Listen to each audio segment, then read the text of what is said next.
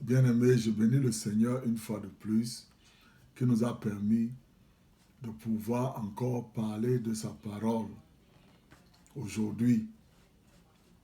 Je veux te parler d'un autre domaine de la justice de Dieu,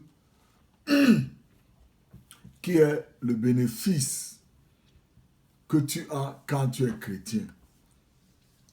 Parce que la parole de Dieu dit que Jésus-Christ est devenu péché pour que toi et moi, nous puissions devenir justes devant Dieu. Quand tu lis dans ta Bible, dans 2 Corinthiens 5, versets 17 à 21, tu vas lire que quand tu es un chrétien, tu es une nouvelle créature. Ça ne veut pas dire que tu ne vas pas faire des mauvaises choses, tu ne vas pas commettre des erreurs, tu ne vas pas avoir des mauvaises pensées. Ça veut tout simplement dire que le Seigneur t'a racheté. Et maintenant, tu es une nouvelle créature. Et en tant que nouvelle créature, tu as un travail à faire. Tant que tu n'as pas fait ce travail, tu vas mourir prématuré, tu vas vivre dans la pauvreté, tu vas vivre dans la misère parce que tu n'exerces pas ton pouvoir ni ton identité. Tu seras garanti pour aller au ciel. Mais ici-bas, tu vas souffrir. Ici-bas, tu vas mourir prématurément. Ici-bas, les maladies vont te terroriser. Des mauvaises choses vont t'arriver. Tu ne pourras pas t'en sortir. Parce que tu ne connais pas ton identité. Le Seigneur Jésus est venu dans ce monde, dans un corps comme le mien, dans un corps comme le tien. Et il n'a pas péché. Il n'a pas péché.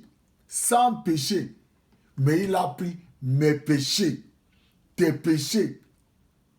Et l'état dans lequel toi et moi nous étions, qui nous mettait en mauvaise position devant Dieu.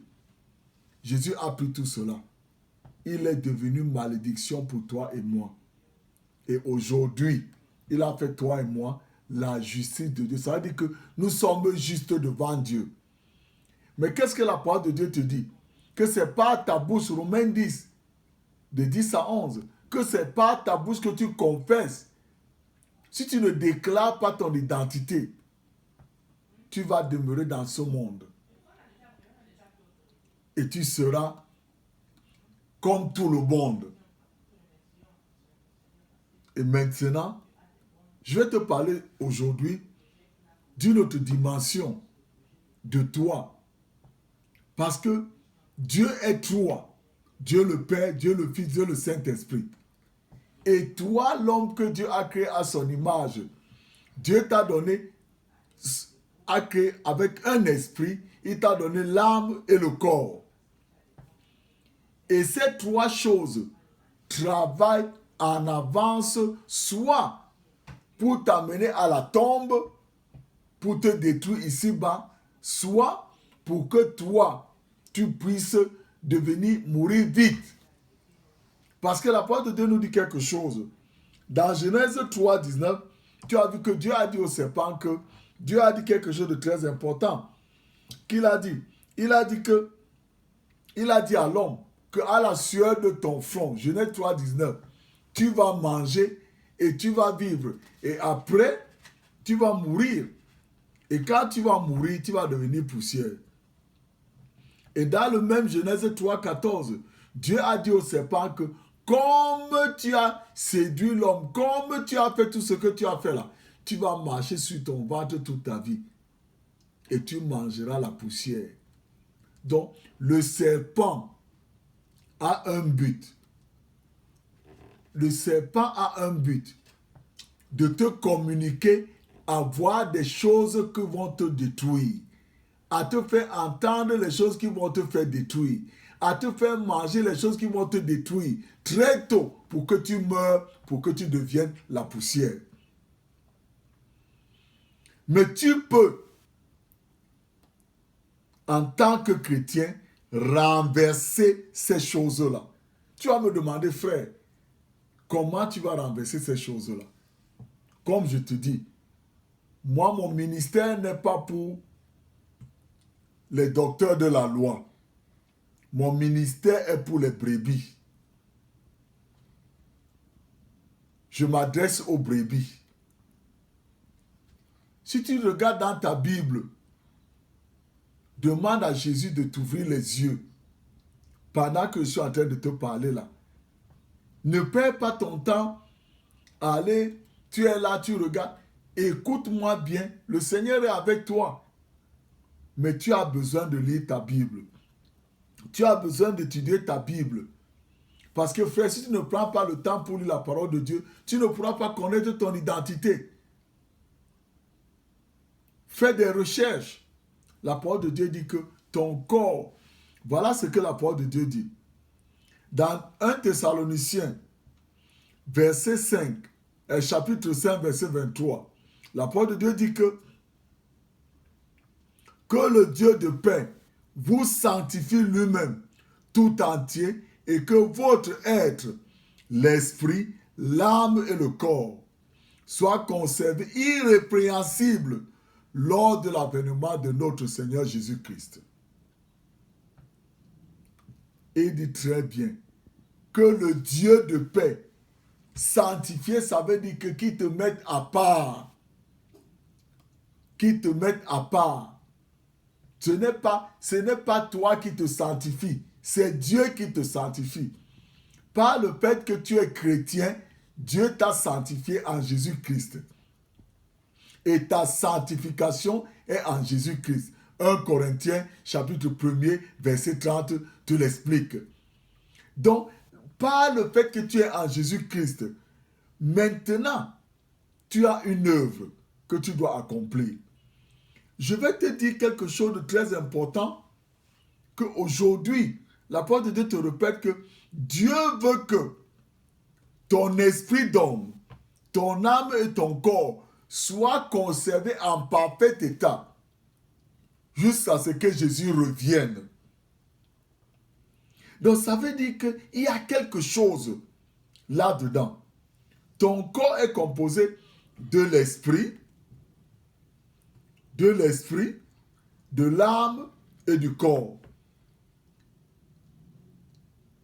Mais je vais t'expliquer quelque chose que tu dois comprendre. L'esprit communique avec le monde spirituel. Ou ton esprit est connecté à Dieu, ou ton esprit est connecté au diable, qui est le roi de ce monde. Par des choses qu'il envoie, il injecte ça dans ton esprit. Et il y a aussi ton âme. Ton âme a cinq sens, qui est l'ouïe, qui permet à ton âme d'entendre. Ce qui fait que ce sont tes oreilles. La vue, qui te permet de voir, tes yeux. L'odorat, qui te permet de sentir les odeurs, le nez. Le goût, qui te permet de goûter, la langue. Et le toucher, qui te permet de toucher tes doigts. Tout cela fait partie de ton âme. Donc, ton âme est très importante à Dieu. La parole de Dieu nous dit encore quelque chose de très important, que à quoi sert-il à un homme de gagner tout le monde entier s'il perd son âme? Marc 8, 36. Donc, la parole de Dieu est très claire pour toi, bien-aimé, afin que tu puisses vivre dans ce monde. Tu dois avoir la clé. Et quelle est donc la clé? La clé est ce que tu nourris ton âme avec. La clé, c'est ce qui commande ton âme. Avant que tu ne sois chrétien, ton esprit écoutait Satan. Il marchait écoutait Satan et il communiquait à ton âme toutes les choses dont ton âme était roi. Parce que ton âme te fait agir par rapport aux choses que tu vois, aux choses que tu entends. Voilà pourquoi tu peux entendre que telle maladie est en train de tuer les gens. Tout de suite, ton âme t'injecte la peur et la maladie là t'attrape. Et ton corps souffre. Quand on te voit, on ne voit pas ton esprit d'homme. On ne voit pas ton âme. On ne voit que le corps. Et la partie de toi que le diable veut manger, c'est ton corps. Alors il est obligé d'injecter des choses à ton âme. Voilà pourquoi ce que tu entends, ce que tu vois, ce que tu goûtes, ce que tu touches, soit cela t'amène à la mort ou cela t'amène à la vie. Beaucoup de personnes, leur âme est roi dans leur corps. L'esprit de l'homme s'est tué et l'âme ramasse les choses et ça empoisonne l'âme et ça conduit dans le corps. Voilà pourquoi leurs corps sont malades. Voilà pourquoi ils vieillissent. Voilà pourquoi ils ont des choses dans leur corps. Pourquoi? Parce qu'ils n'ont pas la bonne chose. Tu peux être chrétien. Si tu ne connais pas ce que je suis en train de dire ce soir en tant que chrétien, tu vas souffrir des changements de climat. Quand le climat change, tu attrapes le rhume. Quand les maladies contagieuses passent par-ci, par-là, elles vont t'arrêter.